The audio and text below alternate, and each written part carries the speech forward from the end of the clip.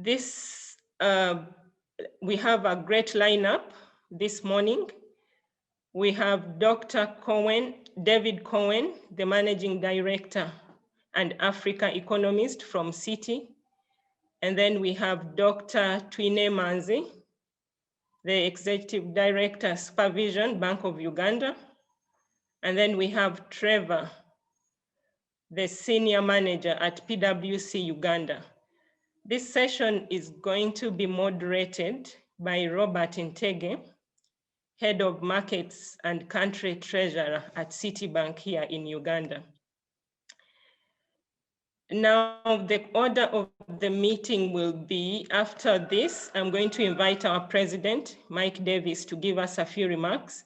And Mike will hand over to Citibank, Uganda here, to give us a few remarks as well as the sponsor of this webinar. And thereafter, we are going to have a keynote address by Dr. David Cohen, who will kickstart the discussions this morning. So Mike, over to you. Good morning, and thank you, Anne. First off, welcome back, everybody, to AmCham's lockdown version of breakfasts and discussions. I know it's not ideal, but with the current situation, obviously, we have to be there. I know people have heard it over and over again, but please be safe. Even if you're vaccinated, you can still be infected. As kind of a heads up, I've been vaccinated twice. I had both jabs, and I still got COVID again for the second time. So you can get infected again. It just stops the spread. So please be careful. Don't think that because you've had it or as you've been vaccinated that you can't get it, but you can, and you can spread it. So please be safe. I know this hurts our business quite a bit, having lockdown as well as moving forward in the economy, but it's a good thing.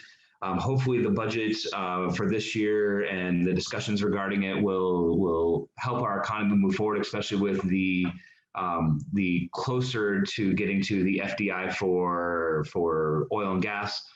We all know that the Total and CNOC and all of the related entities are in town, and they're moving forward as fast as they can to close this out, begin the actual process of building all the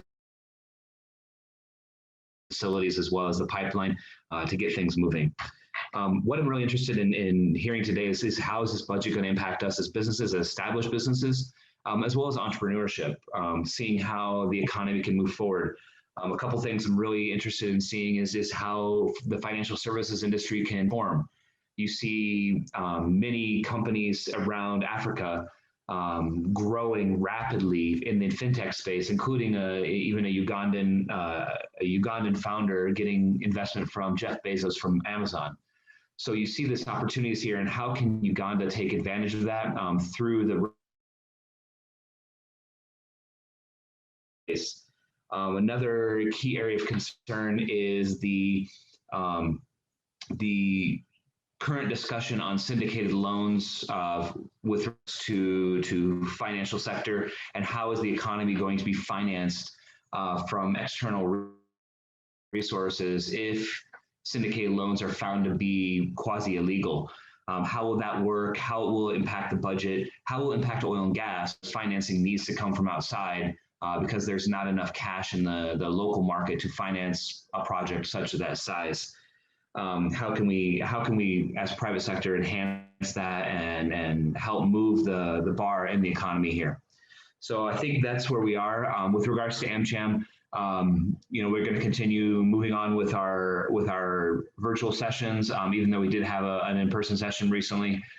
We look forward to coming back and having in-person sessions and meeting each other face-to-face. Hopefully that'll resume in Q3 this year, or fiscal year Q2, I guess it would be. So I'd like to thank you guys all for joining. I really appreciate it. And I'll hand this over to, and who at Citibank is going to hand over to? Is it Robert? Hi, Davis, it's me. Oh, Sarah. Hi, Sarah, how are you? I'm very well, thanks. How are you keeping, Davis? And good to earn this breakfast sponsored by Citi. Good morning, everyone. And thank you for joining. I trust you are all keeping safe in this very unusual and challenging times. We bring you warm greetings from Citi and really trust that you're doing your best to keep in good health and safety. I think at Citi, a brief on what we have been up to at Citi. I think our priority during these very unprecedented times has been the health and safety of our staff.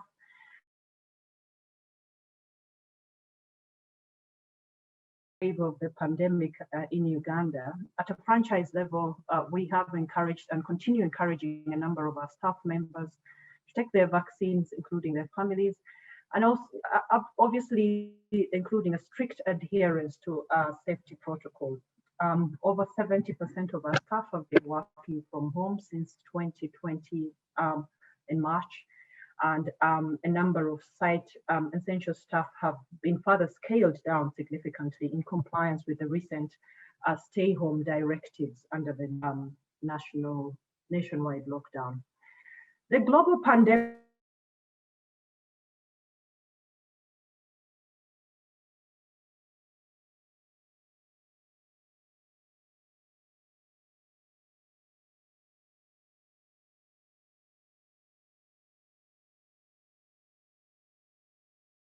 the transformation across supply chains from manufacturing to distribution, and some of our global tools and material client businesses. And these include some recent tools that we're rolling out to a number of our clients in Uganda, including aspects like the Citi Payment Insights, Citi Payment Outlier Detect, monitoring reconciliation of your client payments to help drive your efficiency. We trust that our Treasury and Trade Solutions team that is on hand will be available to share a bit more about these tools with our clients. In terms of our markets business that is really at the helm of sponsoring this breakfast. It provides world-class solutions that are diverse as the needs of our corporates and institutions, governments, and individual investors. We serve in over 160 countries, and the breadth, depth, and strength of our sales, trading, distribution capability spread across different asset classes, currencies, sectors, and industries, covering an array of products. Our research and analysis, as you will see from our Africa analysis analyst, and geographic insights from equity, fixed income research to market and product analysis, helping institutions like yourselves navigate this very complex global marketplace. Additionally, with the frontier and emerging markets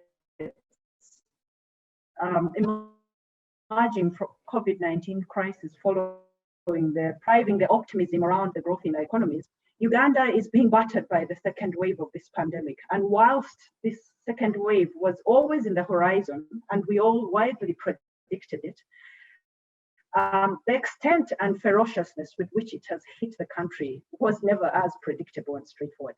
Whilst vaccines are trickling in bits, we cannot possibly put an end to the number of the several other COVID pandemic waves that we will go through, let alone the impact this will have on the economic growth trajectory the country had embarked on earlier this year.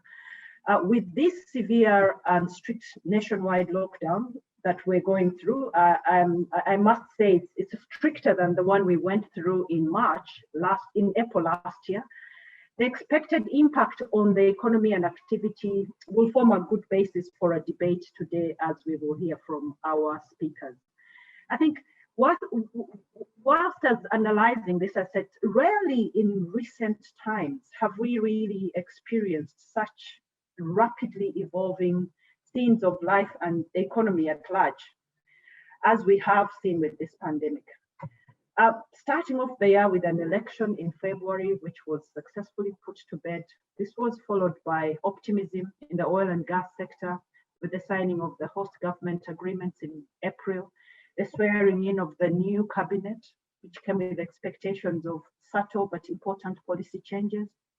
We also saw a strengthening shilling, a growing fiscal deficit, a slip in fiscal discipline, and the rising debt to GDP levels from both domestic and external debt. We saw the upcoming fiscal consolidation with the IMF program, and very recently the budget reading, which amongst others really focused on increasing domestic revenue efforts. Whilst we trust that today's discussion around the 2021 budget and the economy at large, we trust that this will generate the necessary debate in the audience with the most likely view on economic outlook. But importantly, we trust that the debate today will better position all our respective client businesses in a state to cope with the various scenarios that may come out with the economy and what we hope to see in the next 6 months, but importantly, well beyond that. So a very warm welcome to you all, and enjoy the interaction. Robert, over to you. But with that, I'd like to introduce our Africa economist, David Cohen. Many of you are very well known to David Cohen, who persistently, graciously accepted to speak to a number of you during our various forums. David Cohen, most welcome. And then Robert Ntege, who's our heads of markets. Over to you, Robert.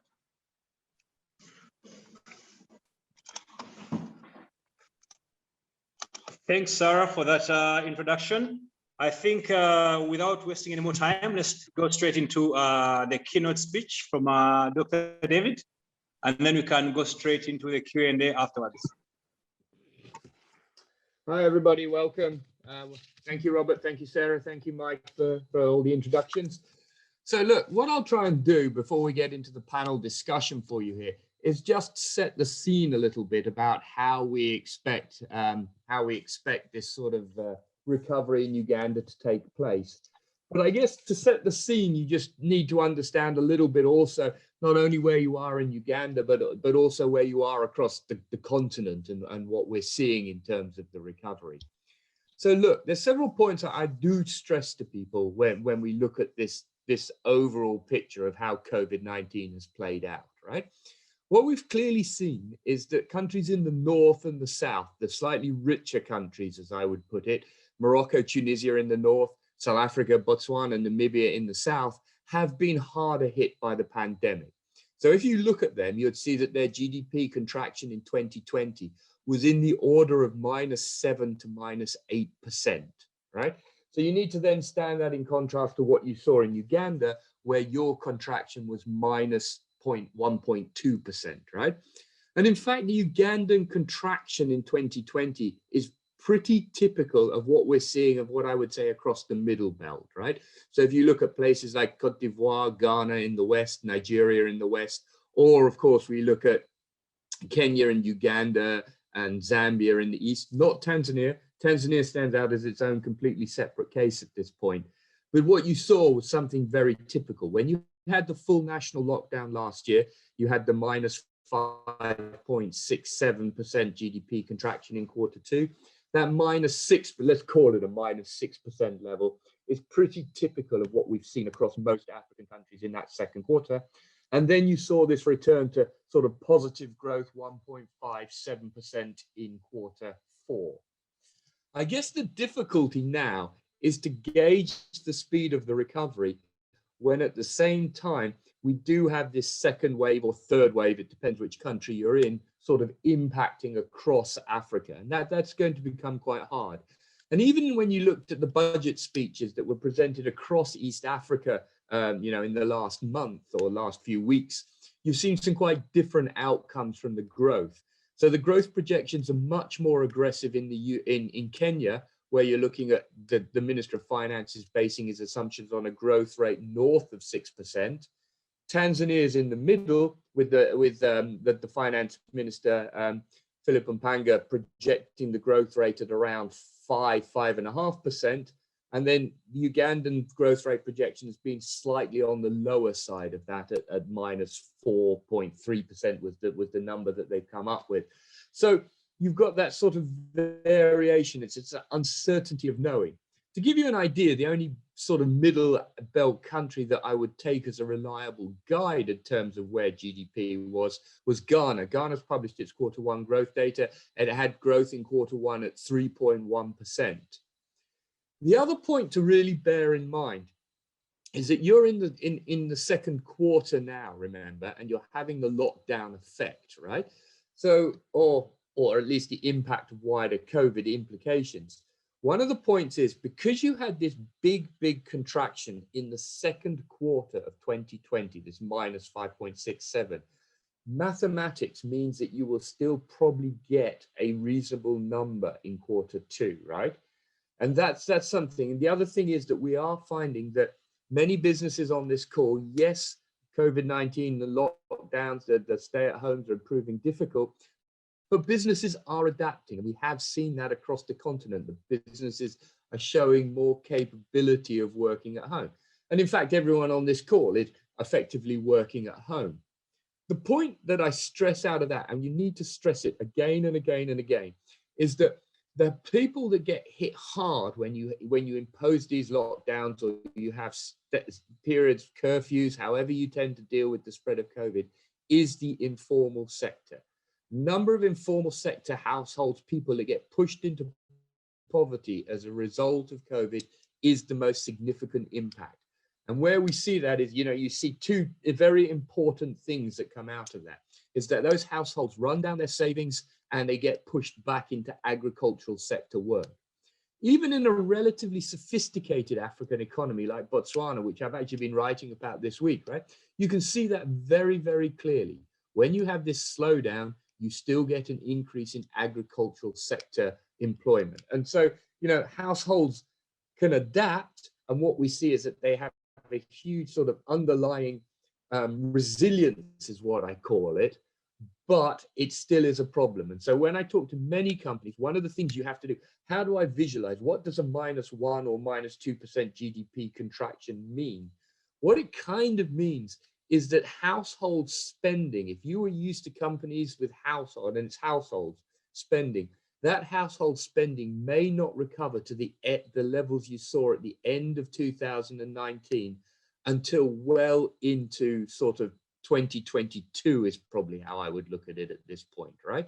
And so that's a very important sort of thing. There's a human cost to that growth slowdown, and it does impact on the recovery going forward. And you should bear that in mind, because you have to think, if we see, say, for example, significant progress going forward with the oil and gas finds in Uganda, you're still thinking that's one businesses that work in that will drive up the headline growth rate, but it will take longer for the underlying economy to really get momentum back into it, right? But overall, it does seem that there is a recovery underway in Africa. And look, the other benefit of that social safety net, of agriculture being your social safety net, right? Remember, this is not the US, which has bailed out huge unemployment checks. It's not Europe that has decided that they would put people on furlough if you couldn't work. Is that you're still seeing very low inflation in Angola. I mean, obviously, the May number came in at 1.9%. Kind of the May number is still pretty impressive. But look, the reality is in Uganda, we have seen low inflation now for the last 3 years, 2018, 19, and 20, with the inflation rate pretty much under 3% throughout that whole period.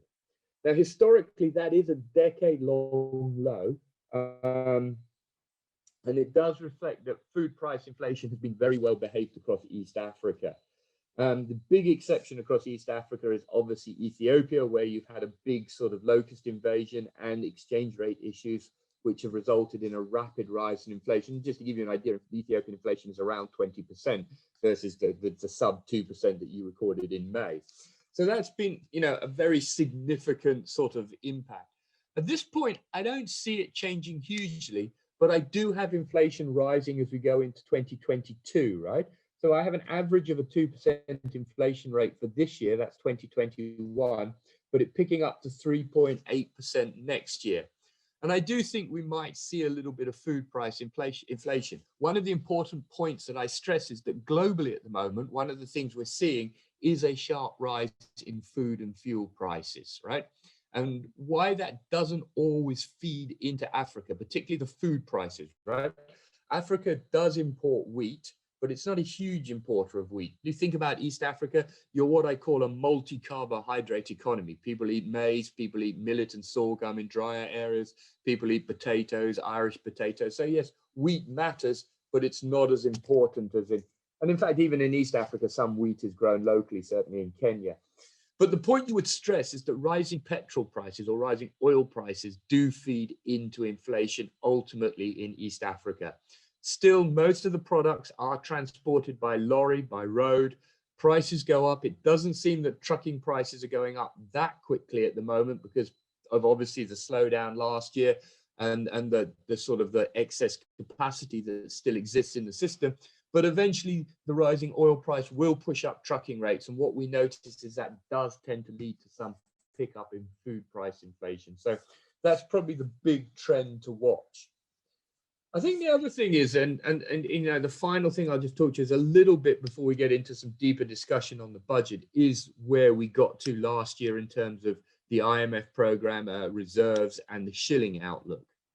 So look, when we started the start of 2020, I was quite clear in my mind that there was a very strong potential that we would see some shilling weakness at the end of last year and into the start of this year. And the point I made is that we've seen that shilling weakness around the last two elections, and so why wouldn't we see it around the recent election at the start of this year? And the reason that it's happened is very clear. When you run into the last two elections, the government has run larger fiscal deficits. Those fiscal deficits have been funded by domestic borrowing, higher levels of domestic borrowing, and that domestic borrowing has ultimately spilled over into the FX market and translated into shilling weakness. And so we had this very clear pattern. Now, what's really very interesting is that that didn't happen last year, and there's a very clear reason why that didn't happen. So what did happen? Essentially, halfway through the year, the Ugandan government applied to the IMF for a distribution under its rapid credit facility. Now, the rapid credit facility has no conditions attached, unlike a normal IMF program. It's for countries that are in a state of emergency. There's some big shock that's hit them, and the IMF has to give them money quickly. Just to give you an idea how much money was distributed across Africa in 2020 by the IMF, right? In both 2018 and 2019, on average, in both of those years, the IMF distributed a little bit under $4 billion to sub-Saharan Africa. Last year, 2020, the IMF distributed $20 billion to sub-Saharan Africa.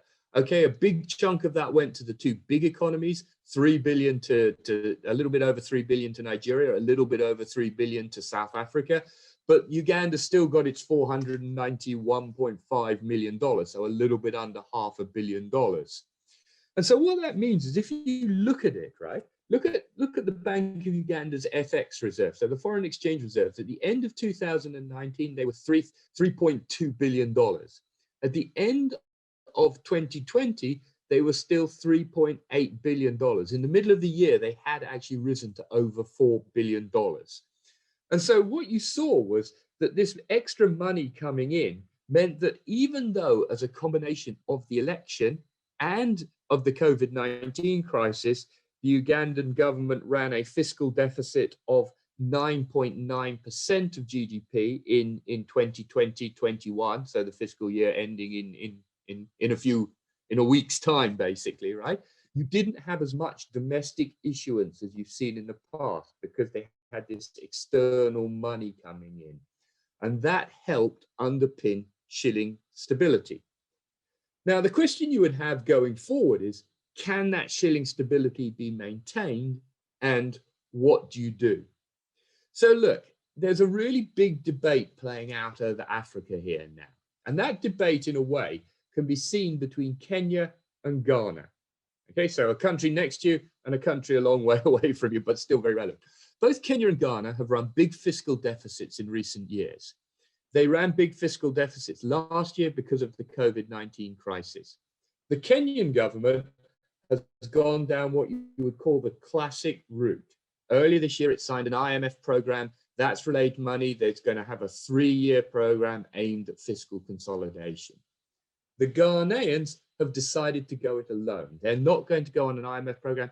They've decided that they can get enough market access from issuing Eurobonds, from domestic debt issuance, that they can fund their fiscal deficit. And as they bring the fiscal deficit, they will get down. Both of these programs could go wrong.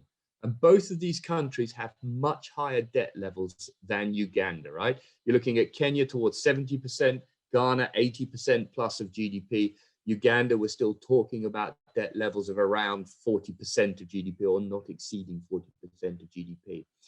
But if they don't get that program right, there's a possibility that both Ghana or Kenya could default. In Uganda, you have also decided to go down the IMF program. So you've agreed in principle and it will be approved by the board. And I don't see any reason why it won't be approved by the board. I haven't actually looked at the IMF board schedule, but I would expect that Uganda will be on it in a little while. And you've agreed a $1 billion funding program over the next 3 years. When that program comes out, I don't expect its numbers to differ significantly from what we've seen published in the budget. So we're looking at the fiscal deficit falling from the 9.9% of GDP that you saw in 2021 to 6.4% in 21-22, and then 3.8% in 22-23, right?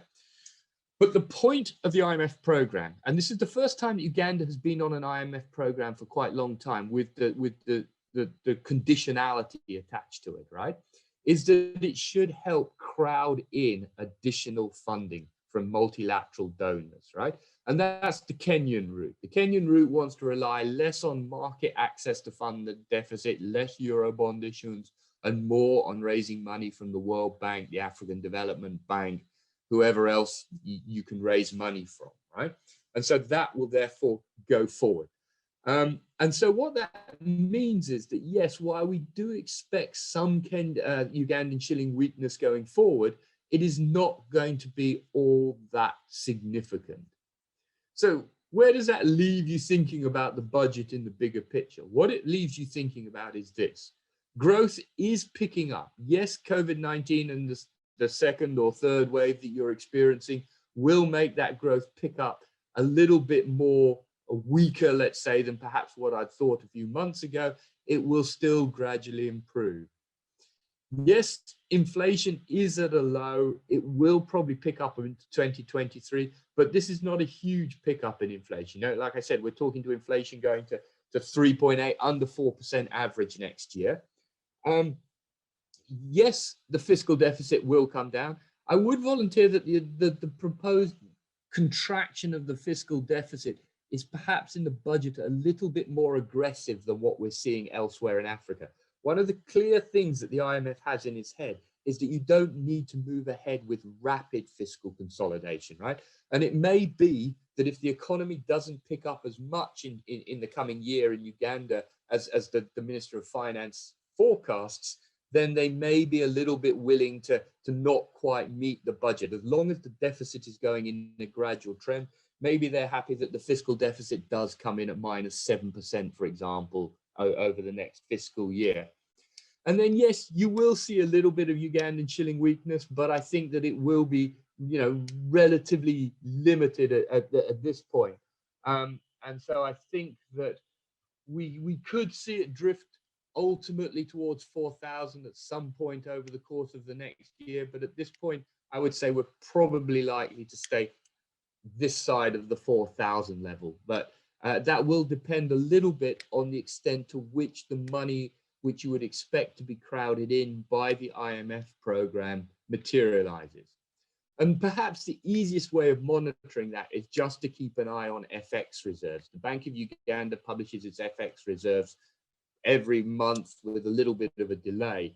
And if you were to see a gradual decline in those FX, or an ongoing decline down towards the sort of 3.5 billion level, that might start to ring some alarm bells about where you're thinking about the shilling is going. But I honestly don't expect that, especially that I would expect the first IMF disbursement to come in pretty soon, July of this year, August of this year. So that's sort of, I think, the broad scene for where we are. So I'll hand back to Robert there to sort of work out how the panel sets up. Excellent, excellent. Thanks, David. Thanks for that comprehensive outlook. And I think since we are running short of time, we shall go straight into the questions. The way I want to run this is maybe give a first round of questions to the three panelists. David, since you've just come off that sort of a presentation, I'll bring you last with this particular one. So for the first one, Dr. Twine, I think this will be for you. Specifically around interest rates, given that we're in the middle of a pandemic and everyone is talking about spurring economic growth once more. And specifically from the budget, if you saw the budget from last year and this year, one thing that has been consistent is that for domestic markets, domestic borrowing, we are running around 3 trillion shillings for each budget. Yeah? But obviously the outturn tends to be very different. For example, last year, 2020-21, the actual budget for domestic borrowing was at around 3 trillion shillings, same as this year. The actual outturn was 7 trillion. So it's one thing saying we shall borrow 3 trillion, and then by the end of the year, you've borrowed 7 trillion. Question for you, Dr. Twine.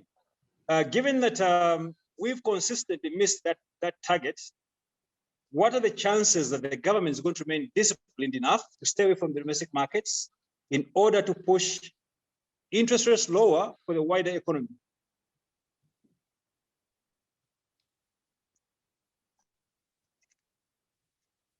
Dr. Twine, you're on mute. You're still on mute. Oh, yes, sorry. Thank you. Now, first thing, yes, the government budgeted to borrow 3 trillion and ended up borrowing slightly at about 7 trillion. But then again, you, like anyone else on this call, in this meeting, understands that there were circumstances that were beyond the control of government that could never have been possibly anticipated. Yes, so a new figure has come up on the assumption, on the current prediction or estimation for domestic borrowing is based on assumptions about certain funds that have been organized by the government elsewhere, and that this is going to be funding that will cover the gap. If, however, some of those initial working assumptions in terms of where those sources of funds are going to come from are not forthcoming, or for example, if we end up having another further significant shortfall in tax collections, then it will be inevitable that government will have to borrow more. Second, at the time when the budget was done, the budget that was read, the idea of a second lockdown was never envisaged. Yes, like David said, it was we did expect a second wave, but no one in the budgeting process possibly envisaged a second lockdown. Now, with the second lockdown, well, right now we are facing 42 days. I think we are on day 5 or day 6.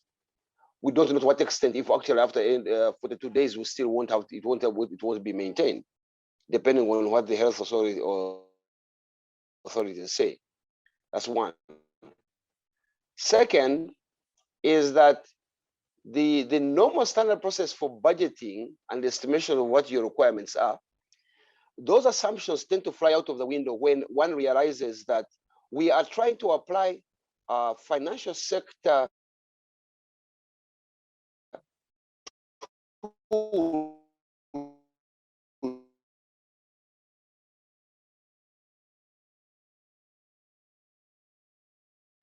to solve a problem that is coming dealing with. So I cannot attempt to say I'm going to speak to the ability of government to be able to adhere to what they have planned to borrow domestically, but I know that the government is fully aware of the consequences of domestic borrowing, both on things like private sector credit and the price of domestic credit. So all I'll say is that I do believe that there will be an attempt to try and keep the domestic borrowing within what has been budgeted. And as we say in economics, ceteris paribus, all things held constant. Thank you. Thanks, Dr. Twine. I think in a way you are deflecting some of to different sort of aspects of what you would call the government and URA. And I think since you mentioned URA at this point in time, it would be very interesting to hear from Mr. Mayanga from PwC in terms of the URA targets. I know the auditors tend to split pretty much any numbers to the breadth of a hair, but let's see whether you can give us a sense of, what URA can do when it comes to this particular budget. For this particular year, URA has been tasked to collect 22.6 trillion shillings, of which 20.8 trillion shillings is revenue taxes. That is a steep rise of about 25% if you compare the outturn from last year of about 16 trillion. Yes, we are aware URA has been very aggressive in so many fronts, be it tax initiatives, be it introducing digital stamps, be it trying to plug some revenue leakages. But still, Uganda remains way behind East African countries in terms of revenue to GDP collections. Question for you, Mr. Mayanga. In this massive pandemic we're experiencing right now, what are the chances that URA can actually be on target? And what sort of special measures can they put in place? Because on one hand, I think the other thing they mentioned was that the tax holidays are so many for so many people, and even just scrapping the tax holidays could that alone could see some interesting gains. Mr. Lukanga, over to you, sir.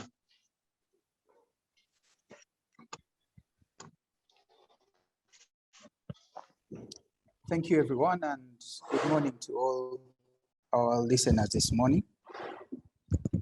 So, Robert, I think Dr. Twine had already touched some of the issues. So, in terms of the revenue outlook, and I'll probably first start from where we are and what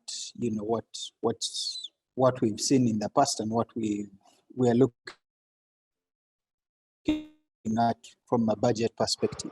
So if you are to look at the URA revenue target, so like you rightly mentioned, we are looking at a revenue target of 20.8 trillion. However, when you're to look at the last time the URA met their budget was for FY 2014-2015, so we could say for the last 5 years or so, the URA has not met their budget. However, you've seen government increasing the revenue target over the years. So other than, this financial year and the last financial year, where the revenue shortfall can be clearly attributed to the pandemic, still for the other 2 or 3 years where budget was not met, there've been some issues in terms of revenue collection, and like you rightly said, the tax to GDP ratio still remains low. However, what's interesting is that much as it still remains low, there's been revenue growth from about FY 2016, and it's only last year where the revenue growth dropped quite significantly. So a revenue target of 20.8 may not seem very realistic as of now, and reason being, like Dr. Twine said, at the time of making the budget, no one envisaged this lockdown, and we are not sure how soon it's going to end. So one of the things that government may have to also consider is to see if they can revise the target given the circumstances. That said, the workup of measures that you've rightly mentioned that were included in the budget in terms of trying to shore up the revenue collection, and when you see some of those measures, they are not directly impacted by the lockdown. For example, trying to make sure that the IFRIS system, which is the electronic fiscal invoicing and reporting that the URA is using in terms of VAT collection, will not directly be impacted because this is a digital platform that is being used by taxpayers. Yes, there could be some indirect, but things like interventions like that, then trying to make sure that the digital stamps program is really taken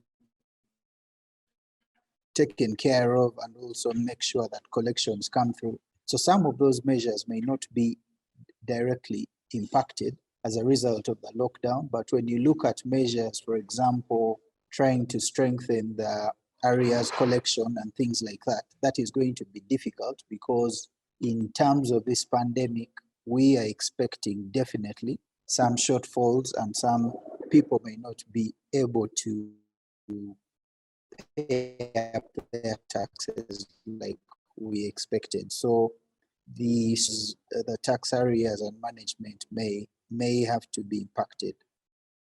So most of these tax measures that government was looking at, based on the minister's speech, they're looking at about collecting 800 billion from that, but we expect that that may not be the case, simply because of this lockdown that no one envisaged, and we are not very certain how soon it's going to end. That's what I could say for now, Robert. Thanks, Trevor. Thanks for that. It would appear pretty much, all the panels that have come on so far, they're all talking about how far the pandemic could possibly push us. But I think, David, you earlier on touched on the idea of, some sectors sort of remaining insulated away from the pandemic, yet others like the education sector taking a serious beating. And of course, in turn, that fits into the overall issue of, where do you start measuring GDP when it comes to some of these other sectors that are possibly, doing very, very poorly, and yet others are doing very well. So just give us a sense of how far and how far is the impact of this pandemic in terms of the performance for 2021? As in, what are your takeaways? What are the things that you think might? How do you think might unfold? I mean, it's really interesting when you're trying to think about the growth impact of a pandemic, right? And I think if you go back and look at some of the forecasts, we did get it wrong. It's very difficult to work out how a national lockdown does impact. Like I said, one of the things is you see this retreat to agriculture, and so agriculture remains quite strong. But if you look across different sectors across Africa, what we've seen is a whole range of outcomes. Obviously, some sectors have done pretty well, right? Look, telecommunications is doing pretty well. We're on Zoom, right? So if you look across some of the listed results from telecommunication companies, they're pretty robust. The banking sector has done pretty well across Africa, for example, too, right? Look, we have to be put in the same situation. Interest rates, positive real interest rates are actually in Africa are very high, and probably the only part of the world where they are as high as they are, right? So, so you do see this sector. What is a little bit more interesting is some sectors like construction, for example, that sort of have been impacted and haven't been impacted by the lockdown. So yes, when people are locked down, as long as they're at home, some of them have continued to engage in building projects and self-building projects, but obviously larger formal construction projects have fallen away.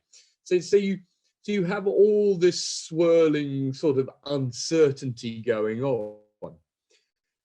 The other point I do make to people is that, look, if you look into the documents published around the budget in Uganda, the background to the budget, right?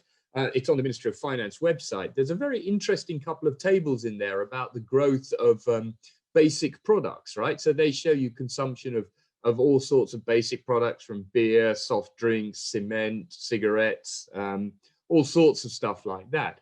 And what that does remind you a little bit is that even with the lockdown, if people are retreating into agriculture, still earning some money, they will still continue to buy some of these very, very basic products, right? And so that will then continue going forward, I suspect, right?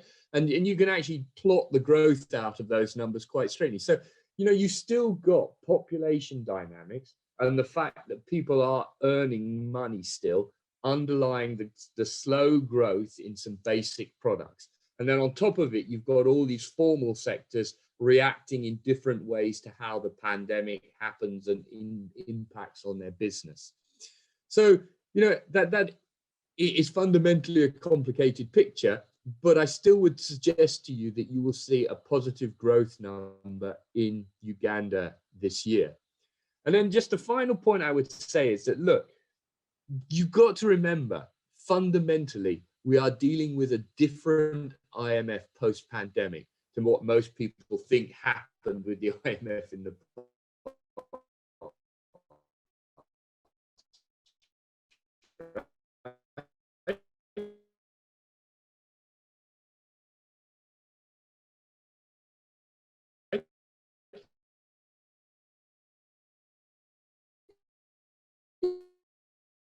if the Ugandan government doesn't meet its fiscal deficit target set, right, as long as it's side of this move to a path of fiscal consolidation, but let the altar of fiscal consolidation, right, and that IMF will reach an accommodation if the budget doesn't, right? Well, the interesting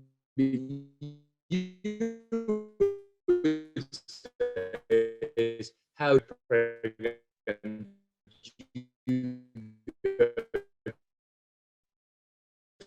the World Bank, do you raise a syndicate that would then? Thanks, David. I think you're talking about consolidation, but we shall come back to that question later on. For now, I think let's go back to Dr. Twine in light of what you mentioned around non-performing loans as well. Dr. Twine, when it comes to non-performing loans and policy direction, I think over the last few years, what we've seen is that most of central banks have intervened in the credit markets, including the Bank of Uganda itself. I think also last year there was a specific program from Bank of Uganda which helped the businesses sort of defer their payments. But given that the non-performing loans are shooting through the roof in Uganda and the persistence of the pandemic, what should we expect in terms of policy direction, and what do you think Bank of Uganda can do to sort of, one, of course, to make sure that the lenders, that is the bank, don't go under, and also the borrowers, the businesses, also can stay afloat? First and foremost, I want to correct you. Non-performing loans are not shooting through the roof. If you look at our figures for non-performing loans, as at the end of December, it was at about 5.4% of the total stock of loans in this country. As at the end of March, it inched up marginally to about 5.5, 5.6%. Okay, so that's not in my language, at least in the language of the central bank, that is not shooting. However, to some extent, you do have a point.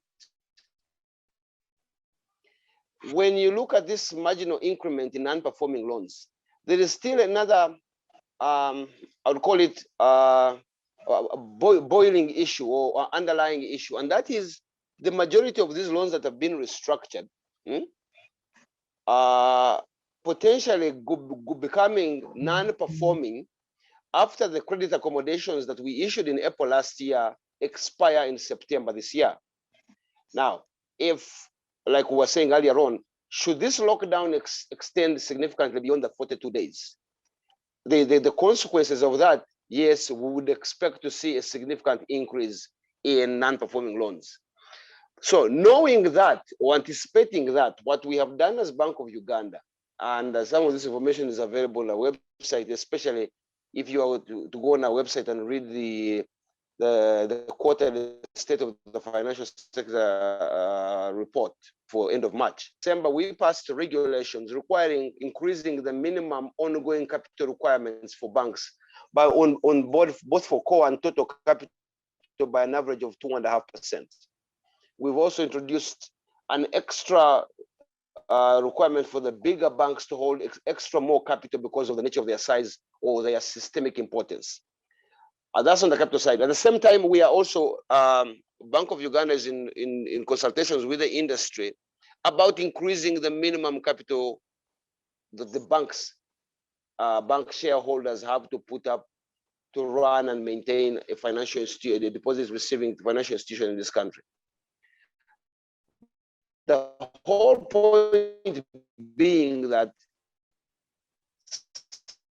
since we again, like I said earlier on, remember what were responses from the financial sector, policy actions from the financial sector to respond to a shock to the economy from the health sector, okay? Then, in addition, in terms of dealing with these non-performing loans, what we are asking the banks to do is to begin to make prudential provisions. So if, for example, a bank has got a significant exposure on its loan portfolio to, say, the tourism industry or the educational sector, what we are telling the banks is now, look here, there is a very high probability that these loans will never become good, even though they are not yet bad today. Okay, so begin taking provisions in a systematic way to put you in a position that when they finally do go bad, the impact on your capital is not, you don't have a very huge immediate impact on your capital. In other words, you have spread the impact on your capital as a bank over a longer period. So largely in terms of dealing with non-performing loans, that's about the most we can do, because again, like I said, and I'll keep on emphasizing this, we are using private financial sector policy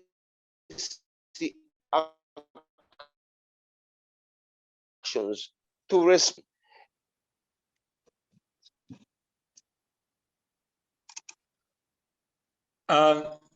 Thanks, Dr. Twini. Thanks for that. And I think for me, the key takeaway from that is that, look, it's quite possible that some banks are going to face some challenges down the road. That immediately some of the banks are going to be faced with interesting scenarios. A final question for you, Dr. David. It's around fiscal consolidation and whether that's actually a possibility. In the budget for 21-22, I think there's about $1 billion in that budget, which is, I think, straight from the IMF. I think on one side, we are saying that $1 billion is supposed to be in this particular budget.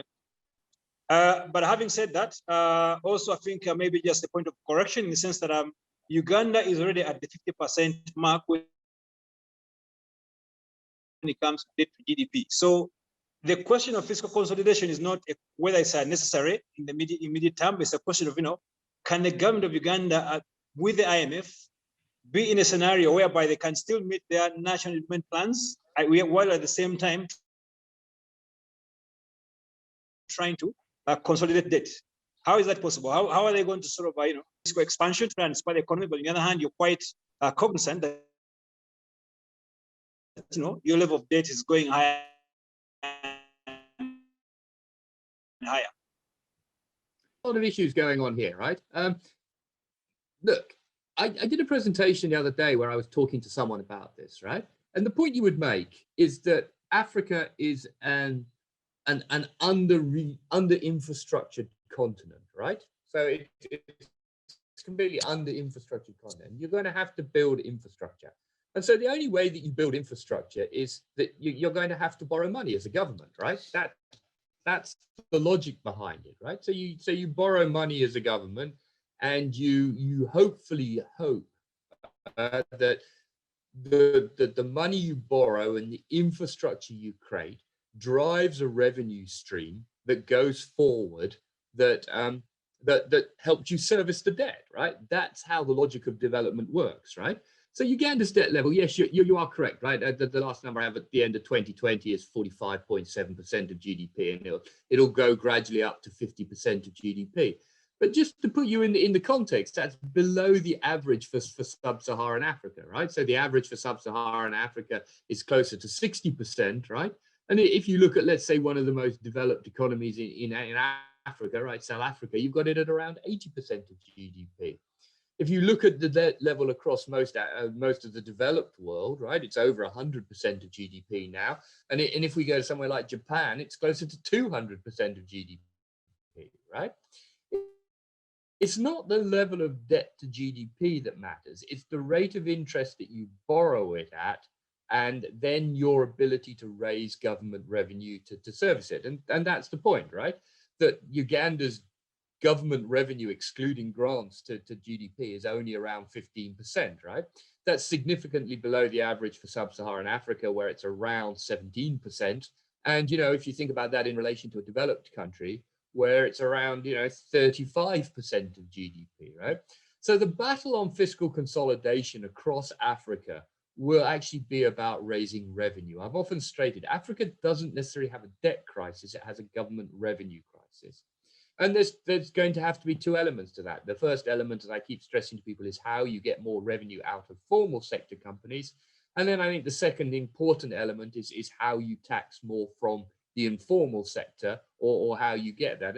And that will be the battle. But remember, on top of that, you also then get additional revenue gains, such as is likely to materialize ultimately over the next sort of 5 or 6 years from the oil sector, right? So you can get some of these windfall gains that come in.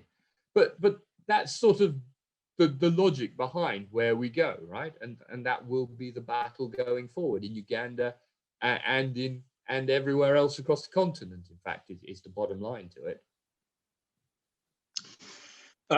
Thanks, David. I think kindly don't repeat any of that stuff to anyone in the Ministry of Finance. If you tell them that, we are well below the budget, well below the average of debt to GDP, I think they might be thinking that, maybe there's a long, long way to go. But we all know that, debt can quickly spiral out of control if you don't start, if you don't pay attention to it. And maybe final question for Mr. Lukanga, and I think I'll also invite Charles to take part in this particular question. It's the exciting bit where David is mentioning that might get a windfall from the oil and gas to try and plug some of these issues. But yes, how can we have this conversation without having to talk about oil and gas, especially now that the Uganda government, the Tanzania government, and the IOCs have all signed major agreements paving the way for the first activities in both the upstream and midstream, with a plan to have oil out of the ground by 2025. Those of you who are old enough, we've been waiting for more than 10 years, and hopefully this time around the wait is done, and we might see something. But a question for Mr. Lukanga and Mr. Charles Kabiri. I think Mr. Lukanga will attempt first, and then Charles, you can also chip in. What support can be given to the local companies to meaningfully participate in the sector? And I think before I even pose the question to both Mr. Lukanga and Charles, Dr. Twine, that 4%, is it 4%? Is it the 4% local content? Yeah, from the banking perspective, yeah, how do you see the banks meaningfully participating in the oil and gas sector when it comes to some of the payments? Because I think there's I'm not so sure what the actual number is, but there's talk of every single payment that is going to any of the suppliers in the oil and gas sector in Uganda.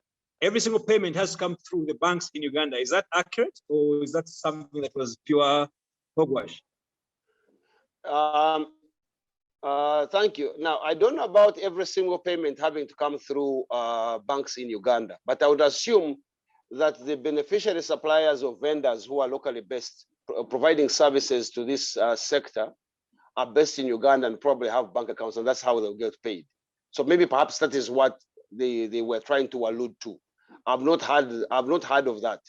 But now going back to the participation of banks in Uganda within the local content issue, it is one of the motivations for our ongoing the ongoing discussion, and hopefully in the Q1 of the financial year 2021-2022, we should be making an announcement on increasing the minimum capital requirements. The whole idea is that currently, even with the increased concentration in the industry, we have about the top 5 banks accounting for about 69% of all banking sector assets. The whole idea is that you have, by increasing the minimum capital, the banks are big enough to handle some of these transactions. I'll give you an example.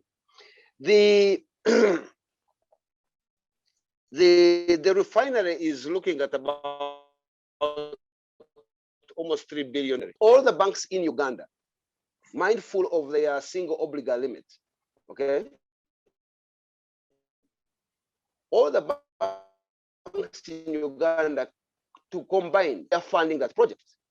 Now, the way you deal with that is then require the banks to hold significantly larger amounts of capital so that they can then be able to participate in some of these downstream and upstream, the financing of upstream and downstream projects. Because when they do that, the government of Uganda then is in a position to earn tax on the interest income earned locally, as opposed to the case where you have the loans coming from abroad and the interest income is untaxed here.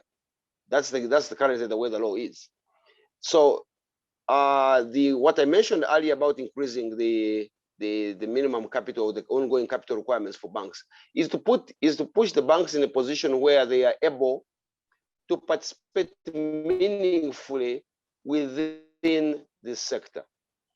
One of the unintended consequences, which is a good one, is that there's a potential for seeing increased consolidation of mergers and acquisitions within the banking sector to create much bigger banking establishments that can then reasonably and in a meaningful way participate.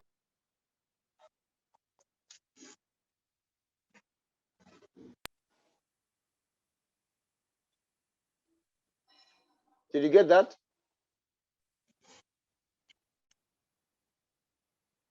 Dr. Twin, I think we lost you, but Okay. Basically, what I was saying is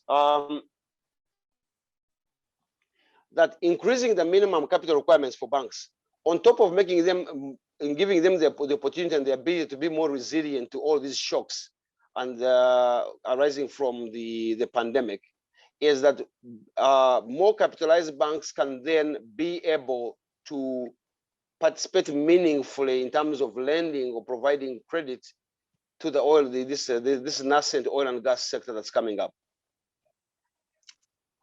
thank you, Dr. Twin. Thank you. Trevor, your thoughts on the oil and gas sector? But allow me just before Trevor comes in. But sure. The other thing is that we've got to be mindful of one thing, is that we as a country should be able to, and I think David referred to it, we should be able to survive and to continue functioning even without the oil and gas sector. In other words, we should look at the oil and gas sector like a windfall once we've already gotten our house in order. Thank you. Thanks, Dr. Twini. Trevor, your thoughts? Well, those are interesting thoughts from Dr. Twine, because he kind of speaks to what I was going to say. And just to also be clear, and because we normally talk about government supporting local companies, and just to be clear, a local company is a company registered with the Uganda Registration Services Bureau.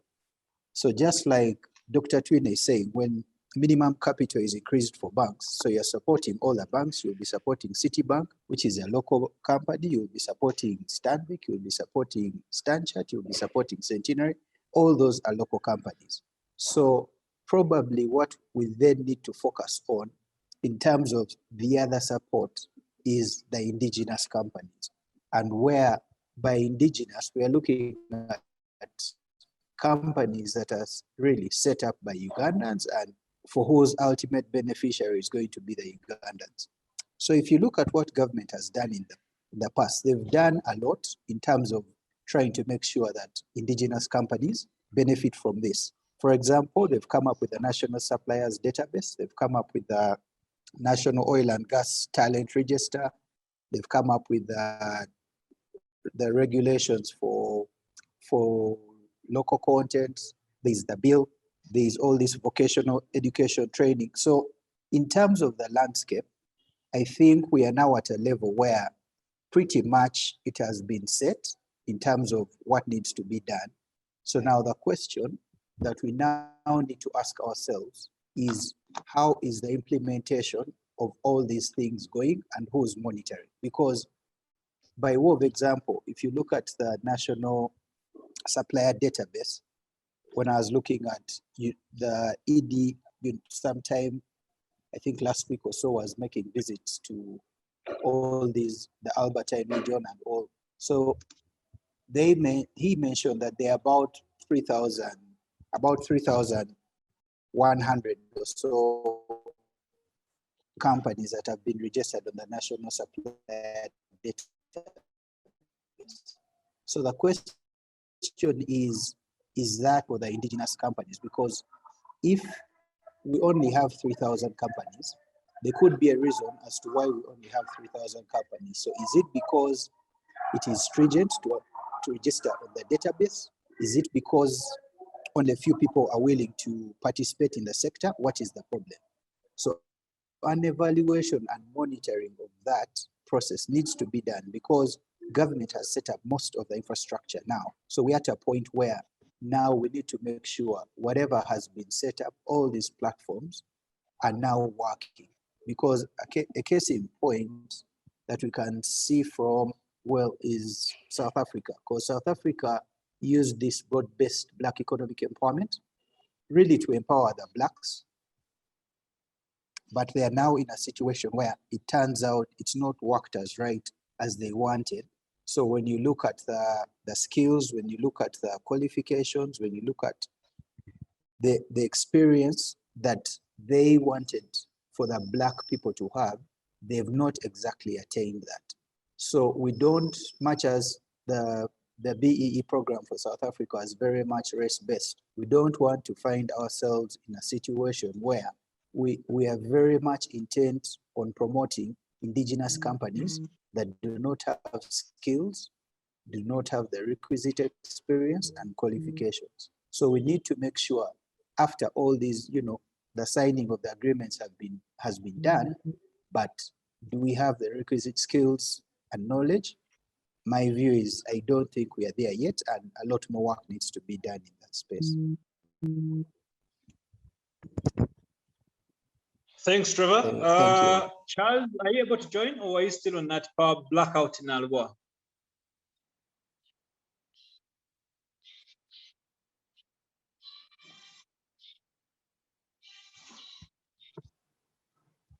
Hello. Okay. If Charles is not able to join, Anne, did you have some questions from the audience? Yes, there are a few questions on the chat. Okay. There was one from Robina, and she was saying that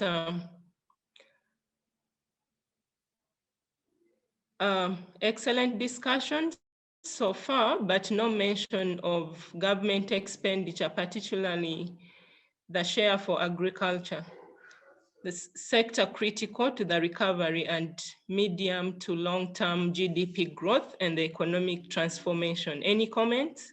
It's a general question to all the panelists. Excellent. Sorry, who wants to go first on this one?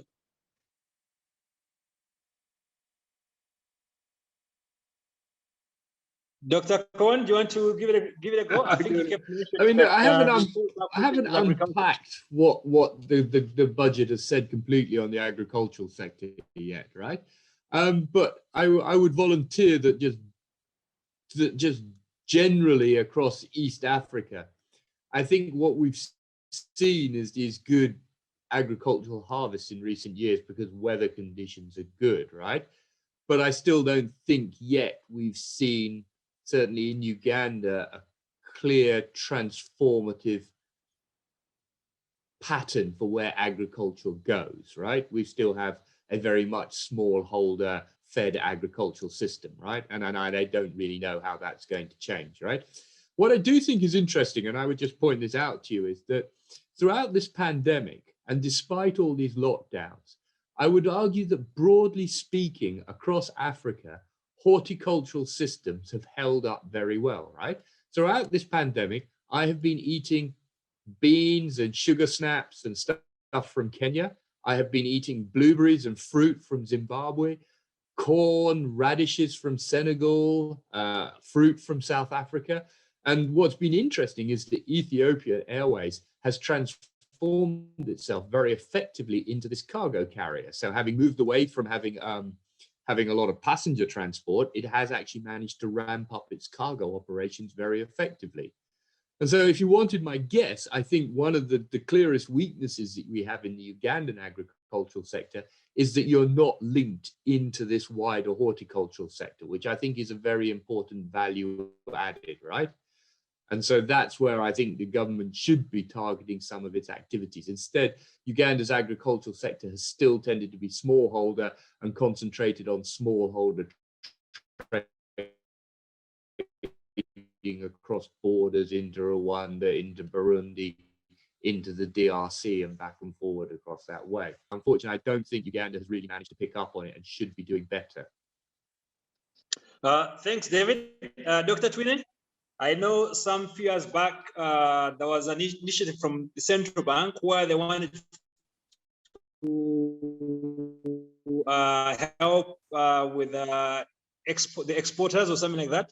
I think that time the dollar was facing some serious challenges, and I think the one thing that came out of Bank of Uganda was that they were going to have some type of fund that was going to try and look into that. But back to the question from the panel, rather from the audience. What do you make of expenditure in agriculture?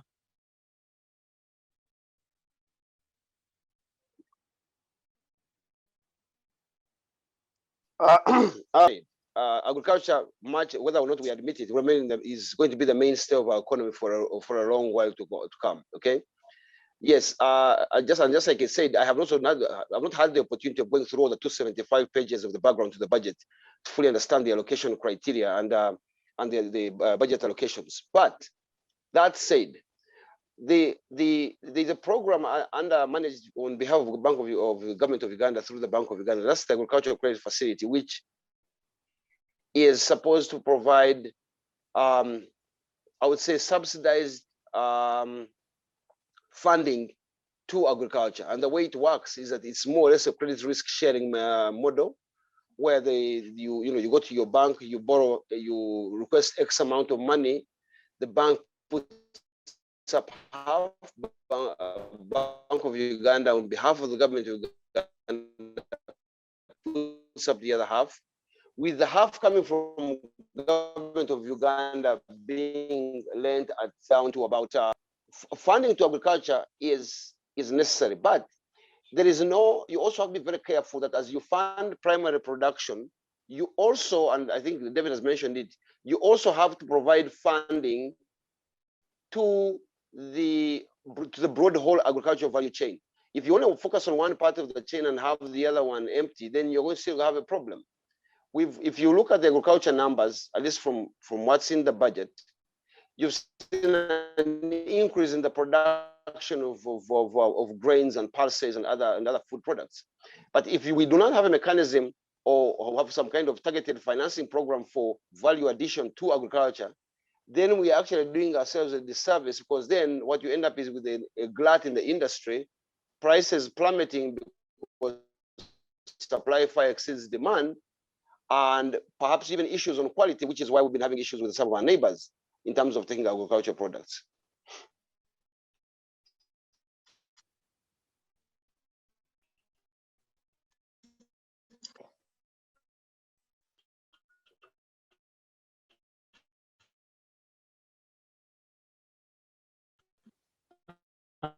Thanks, Dr. Twini. And any other questions? Yes, there was another one to Dr. David.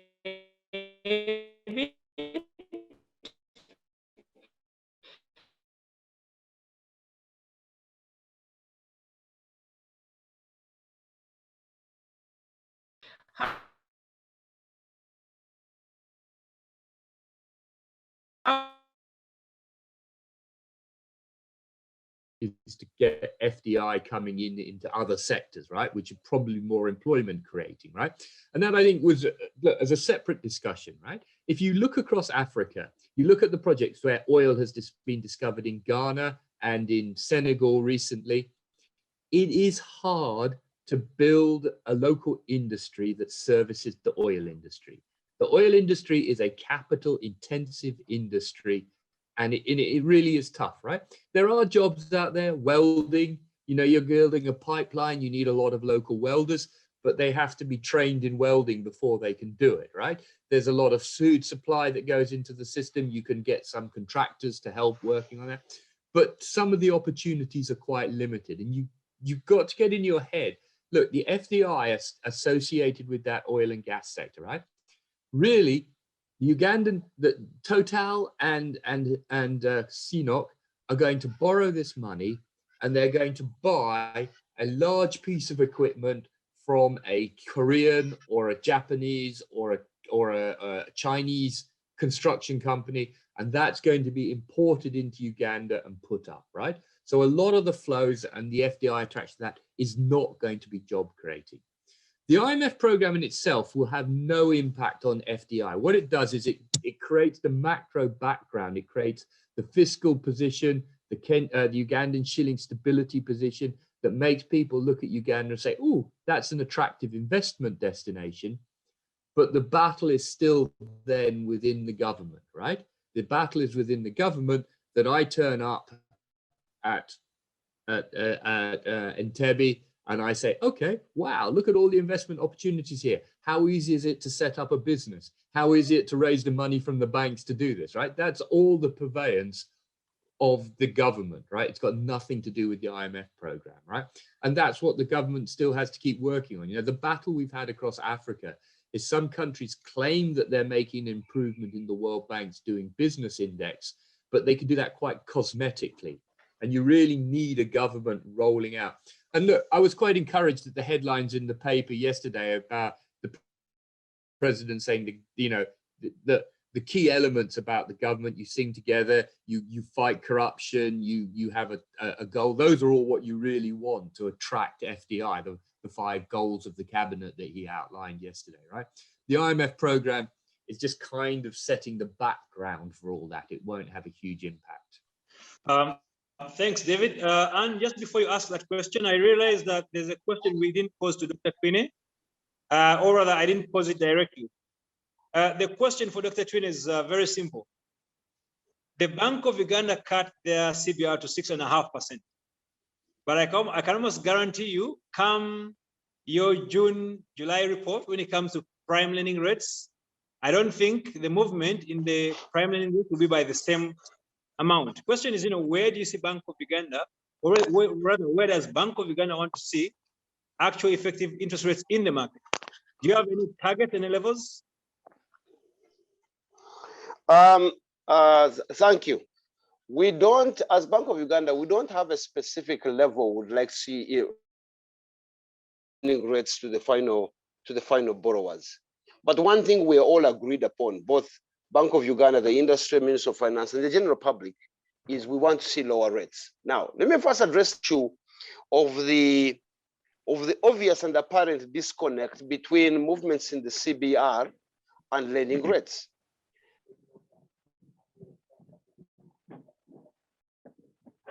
Bank rate. Yes, can you hear me? Yeah. Okay. The central bank rate is a short-term rate. It's a rate for short-term lending to commercial banks. Okay. It is not, and you've got to remember that when banks are pricing their money, while ideally in an efficient economy, the CBR should be the rate that influences those rates, it is not in Uganda because you have an obstacle that prevents that disturbs that relationship, and that is the rate of government borrowing. Something that we spoke about earlier on. When a bank is making the decision to lend money, it looks at the opportunity cost of that money. If government walks into the market to borrow money domestically, the government rate of borrowing becomes the floor for lending. Because as a lender, I am not going to lend to someone who has credit risk when the government is willing to borrow at, say, 12% for 2 years, and the government is risk-free. So the risk-free rate is determined by the level by government borrowing. So the one way to manage that is, if you want to bring down that rate, government needs to better manage its domestic borrowing. Once the rate of the government, the rate at which government borrows comes down, then even the lending rate to the final consumers will come down. That's one. Two, the other considerations when you're looking at interest rates that perhaps as the public also need to be aware of. Some are of our own making, others are an intrinsic peculiarity to our economy. The second one is information asymmetry. Our system currently for the Credit Reference Bureau, in terms of trying to understand the behavior of borrowers with regards to how they manage money or how they manage their credit, is still young and still needs significant improvements. And those improvements are on the way in terms of updates of the regulations to require that every single entity that that gives credit, both financial credit and trade credit, should be reporting to the CRB, so that as a borrower, when the bank is making a decision to lend you money, they are looking at your whole the assessment of your credit risk is more comprehensive. Currently, it is the only banks file or report to the credit risk bureaus. Money lenders don't. Those who provide trade credit don't. Supermarkets don't. Hardware stores don't. So once you deal with information asymmetry, and you also deal with the whole issue of contract enforcement, I will have you know that almost close to 4 trillion shillings of bank assets in terms of loans are tied up in the judiciary in terms of unresolved cases between banks and borrowers. Now, when a bank is lending and they assume that there is a possibility that this loan will go bad and we have to spend 3 or 4 years in court before we can recover, the bank has to price that in. So it's not, while looking at managing government borrowing it can be the case, there are many other factors that come into play in determining where the interest rate is. And that is why, as Bank of Uganda, we cannot, and it will be a disservice both to ourselves and to the public that we serve, to attempt to say we want to have rates at this level. And that's why the idea of a capping on interest rates, a government mandated cap on interest rates, is not feasible. Kenya tried it, and the consequences to the economy, to the financial sector, are now very clear and very apparent, and it has since been removed. So we don't have a rate we want, but yes, we would like to see the rates come down. But for the rates to come down beyond government borrowing, there are other structural impediments that also have to be addressed concurrently as we do that. Fantastic, fantastic. Thank you, Dr. Twine. Thanks, Dr. David. Thanks, Trevor. I think you would all agree that we've had a fantastic lineup of panelists with industry expertise.